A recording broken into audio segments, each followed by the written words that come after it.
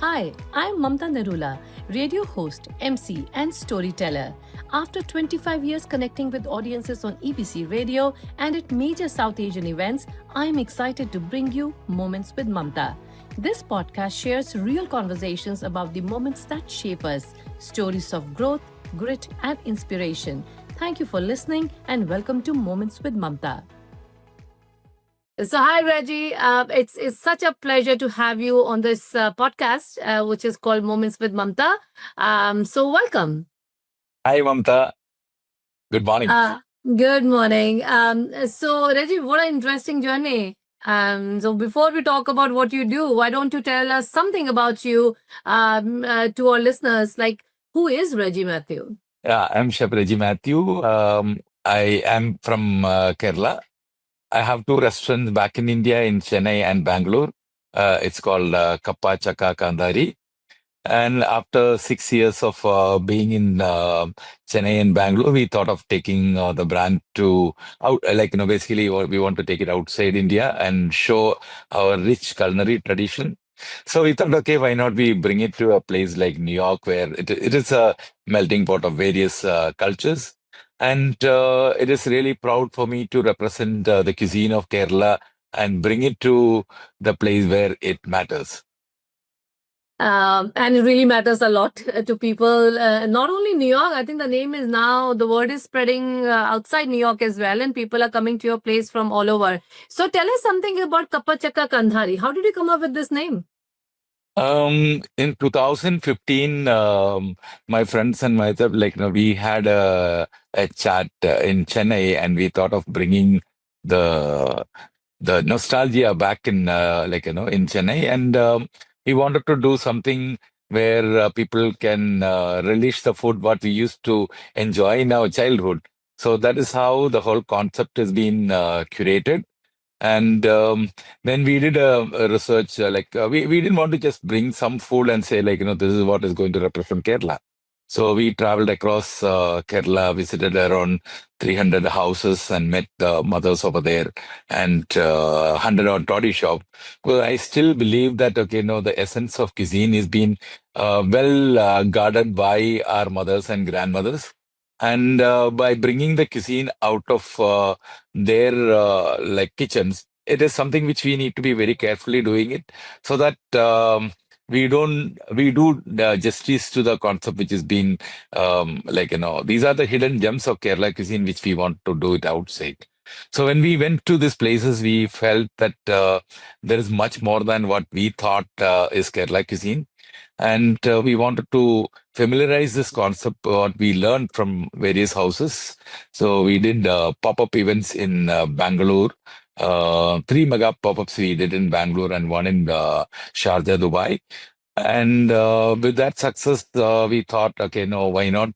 We make this available for people to have it on a regular basis. So that is how we thought of doing this restaurant. And we coined the name Kappa Chakka Kandhari because, when we started, we wanted to resonate the spirit of Kerala.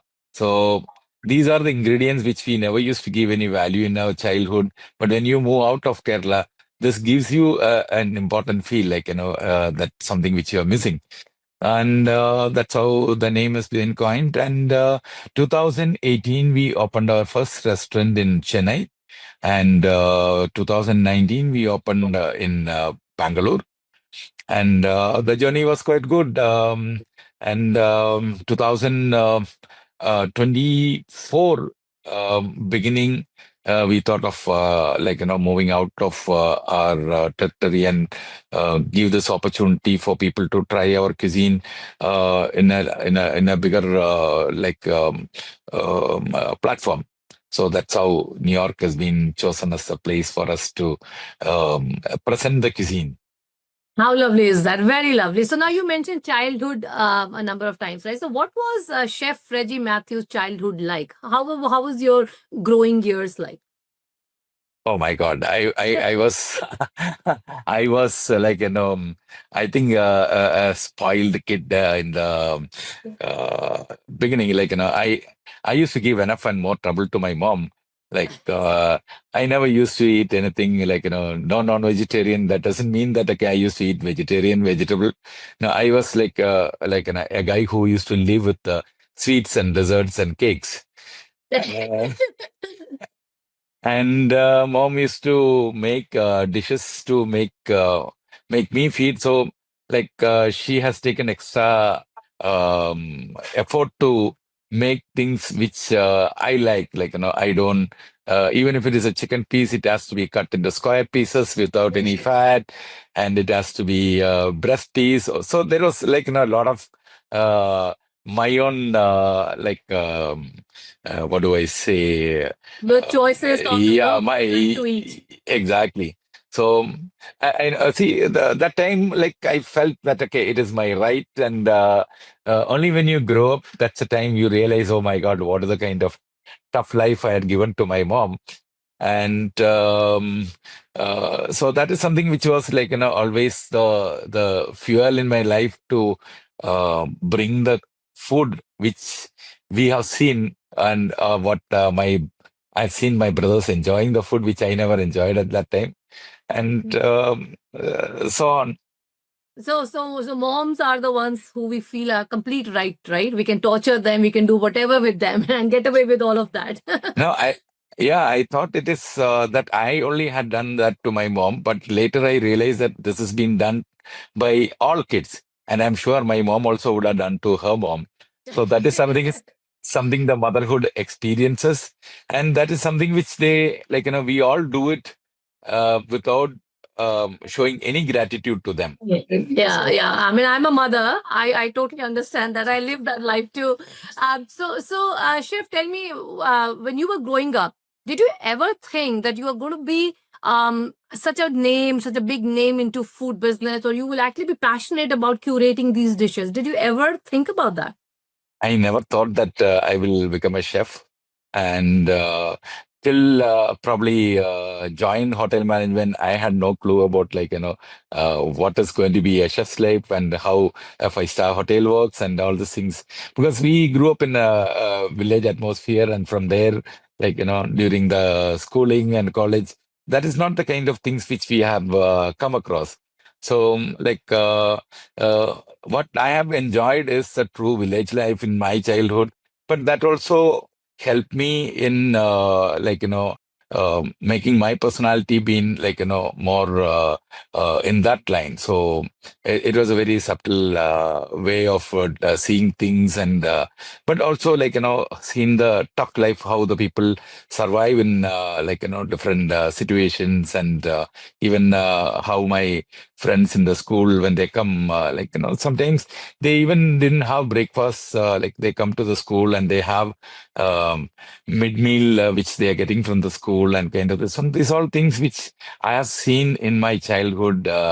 So that probably helped me to shape up my view about people around me, and even now that concern is always there. Like, people who are looking for food always, gives me a kind of special attention.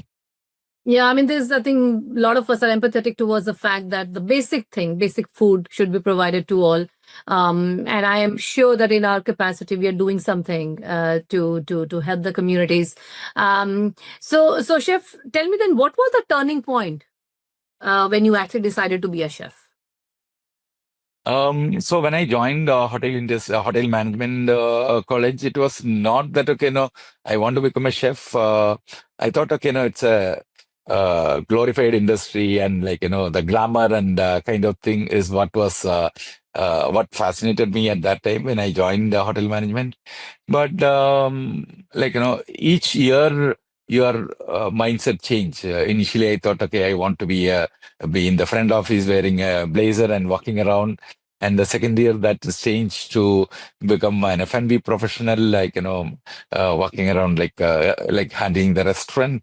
But third year, yes, I thought, like, my place is not in the front end. It is more about, like, creating something which is resonating my personality of, like, going to the, like, um, details of things, and coming out of uh, dishes. And that also, it is very important for me to like not to do just for the sake of doing it, but I wanted to go deep into the subject, understand much more about it, and give my own version of how I see the food and food scenario.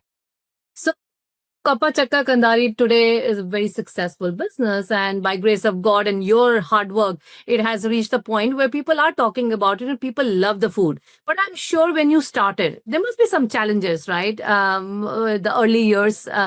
So talk to us about that.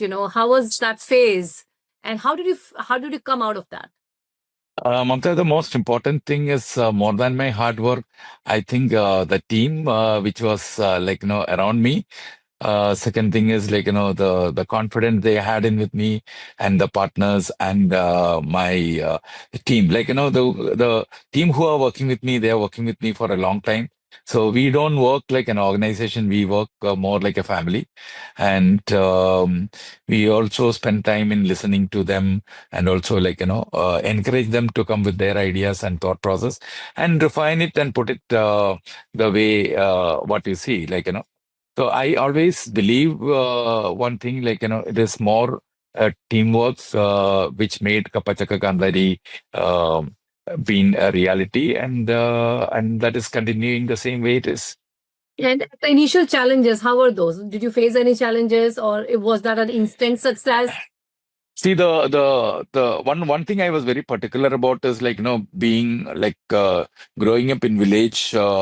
See, we understood how the ingredients are see, as of coming from an agriculture family, we know the importance of each ingredient and how it is being grown and what need to be done and how the farmers are being treated in the market and kind of thing. So we wanted to bring ingredients from the source, and I was very keen that the hyperlocal ingredients are used, and we prefer to have more of supporting farmers by buying it from them directly, which also gives a great opportunity for the farmers to get the right kind of prices for the material what they are produce. So that really was one of the challenge to identify the people. But during this research, where we went around to almost around 300 houses, 3 years plus we spent on that.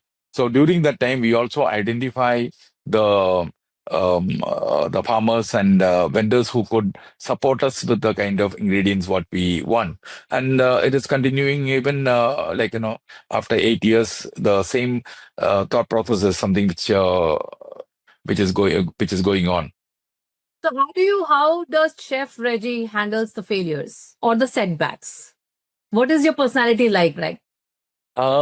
See, failures, I always think that it is it is more in a cricket match. When the bad ball comes, you need to step back and read the ball. So the same way, um, don't get overexcited when you have success. At the same time, when you have failures, don't feel too emotional, because if there is success, there is also going to be failures. You should be mentally ready to accept that. And there will be some reason for it, and do an assessment on that, and sit with the team and discuss with them and come back. So it looks like Chef Regi is actually a very balanced personality. He's very balanced in life, right? If I've understood you clearly, clearly. I don't want to comment about that. Okay, all right. So I got the answer. So now tell me, how has the response to be your new project, which is in New York, in this mega city, city of dreams and city of opportunities? How has the response been, and what were the challenges here? So when I came to New York, see, this is the first Kerala restaurant which has come to New York in a format like what we are doing it. So a lot of people ask me why you want to go to New York from Chennai and Bangalore? Why not some other city? I thought see, the thing is when you are climbing a mountain, it is better you make an attempt to climb the peak. So we thought New York is like coming to climbing Everest. And yes, when we come, we had a great responsibility on our head because we are representing the cuisine of Kerala, the culture of Kerala. We didn't want to make a small mistake in people's like perception about the cuisine of Kerala. So we did a proper study on like what are the kind of food scene in New York and how we can bring the food to New York. So back in India, in Kappa Chakka Kandhari, what we do is we are bringing the cuisine of Kerala through nostalgia and mother's cuisine. But when we wanted to come to New York, we thought like, it is better we bring a culture along with the food. And we have back in Kerala a great culture, which I believe is the toddy shop food culture. See, it is not just some toddy shop and people going and drinking, but it is much more than that. Like, people gather there in the evening and they have toddy and they have a lot of touchings, which are like, the appetizers and a great conversation, like, at the end of the day, when they like, finish their experience in the toddy shop, they all become friends and move out. So we thought that is something which is an important concept, like the tapas, how it is representing Spanish cuisine. We thought toddy shop food culture with the touchings, which we call the starters, can be representing the Kerala cuisine. Because toddy shops are something which is there across Kerala, starting from south to north. And the food what is served there is truly Kerala food. It is not something an influence cuisine, or it is not something which is being adulterated concept. Because of that, I felt the essence of cuisine of toddy shop is something which I could take it to New York. So here, what we are doing is it is more like a toddy shop food culture. So we have a lot of touchings, which now it's started becoming a buzzword. Like, everybody started coming and asking for touchings. When I was Never putting them, heard of this. I had never heard of the word touchings as an appetizer. It was always an appetizer. I know that's true. Because that's what we call it in toddy shop. Okay, get me a touching. Like Okay. so. When I was putting the name touching, a lot of people laughed at me and said, like, no, it is not going to be. People are going to laugh at you. I said, no. If they're going to laugh at me, then that means that is going to attract people's mindset. Now it is proved that. Like after 8 months, I'm sitting and constantly saying that it is something which people really like it, and it has become like a buzzword here. Like, Oh, yeah, absolutely. And my experience at Chatti has been by far the best thing has been the toddy with the appetizers or the toddy and touchings. Actually, I had been to Kerala a couple times, and the best part is obviously sitting at those in North India we call nukkad shops, like in the corner shops, right? So toddy shops, and then enjoying those appetizers. And I must say the touchings that you have at Chatti are to die for. They are just amazing. You have not done too much drama with the touchings. It is as authentic as it could be, and that's what I really liked it. So what is people's opinion or response or critics, right? Comments about the food so far? see, the thing is, one more reason for me to make the appetizers as touchings, because touchings are small portions. It is not large portions of food. So, like when I did the study on the eating habits of people and how we can make it more interesting, is like any food you have larger in quantity, the excitement on having that food will start coming down. So that is the reason we went for smaller portions so that people can try various dishes, and the dining can be more an experience rather than just eating. Correct. Yeah. So when we were growing up, I grew up with my grandmother. So she used to always say, never bring like a plate full in front of me to eat. Just bring like small servings first. Let me eat, enjoy. If I need more, I'll ask. So I think Exactly. that is what probably she referred as well. So chef, tell me one thing. Now that you have quite an experience and you've had a full journey so far with Chatti, what would be your suggestion to people trying to get into the food business, especially in New York, but also we can talk about India. I'm more targeted towards a young generation. Because everybody is a foodie these days, right? The food scene has become such a big thing. So, what is your suggestion? See, it all depends on the personality of the chef. Like, say, for me, probably because of my background of coming from a village life, I'm more like, focusing more on the reality of the food. And we don't do any fusion or any modernization. We just stick to the basics. Like, I think that is what I would do with the ethnic food. And I think the real essence of Indian cuisine lies in regional Indian cuisine. It is important for us to get into the regional Indian food, believe in it, and try to bring it to the the table. That's something which people are going to really appreciate, and that is what the food scene in New York. People are really appreciating regional Indian food, and I'm sure in a couple of years' time, regional Indian food is going to have more prominence in all all global cities. Yeah, I mean, it looks like every big restaurant chain is coming to New York, and Yes. people No, are it's trying different. Yeah. Yeah, it is a great move. So more and more Indian restaurant coming to New York is going to create a great culture in New York, and the perception about Indian food is going to change in customers' mind. It's like how the other cuisines like Korean and Japanese become popular. I'm sure Indian food is going to be popular in New York and other cities too. It is on the right path. So, Yeah. chef, tell me, what is your favorite cuisine? Um, One of I think my favorite cuisine is always Kerala cuisine. That's why I came back to cuisine. So I started as a Thai chef in my career, and I was almost 10, 12 years a Thai chef in Bangalore with the Taj. So it is there as my second favorite cuisine. Okay. Always you'll have the mother's cuisine that's your favorite cuisine. So Absolutely. So one day I'm going to come to Chatti and I'm going to ask you, chef, can you prepare a Thai preparation for me? Because I think you will do a fabulous job. The initial 12 years that you were a Thai chef at Taj, I think you'll do an amazing job. I'd like to try that. So probably you have to come to our studio in Chennai where I can explore the Thai food, because here it is going to be only my mother's food. All right, all right. So your mother's food is my favorite too, and then we'll see you in Chennai as well. But chef, it was lovely talking to you. Such a pleasure, and so much to learn from your success in your journey.